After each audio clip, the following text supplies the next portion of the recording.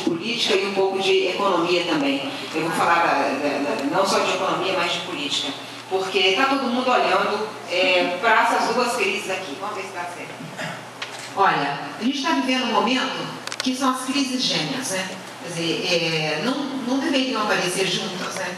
Mas acontece que elas apareceram ao mesmo tempo. Você tem um momento de profundo descrédito do governo, de uma popularidade muito baixa do presidente, a ponto de não se poder falar que ela tem popularidade, tem que falar que ela tem alta rejeição. Isso é o mais preciso do ponto de vista técnico. E, ao mesmo tempo, tem uma economia que está, nesse momento, com inflação de 2 dígitos, uma recessão forte, contas em descontrole e desemprego crescente. Quer dizer, as más notícias todas chegaram de uma vez. E tem um fator que ajuda a aumentar a tensão na economia e na política, tem efeitos na economia e na política, ainda que a longo prazo vá ter efeitos positivos. De gerir, a presidente não tem demonstrado capacidade de gerir isso aí.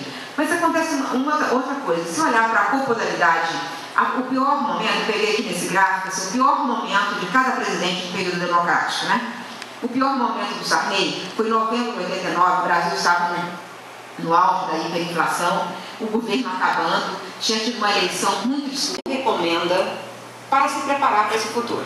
E o Brasil, na minha convicção, depois de mais de 40 anos de jornalismo econômico, é que o Brasil é muito imediatista, é muito curto-brazista. Ele não olha para frente, ele não faz projetos, ele não se prepara, né?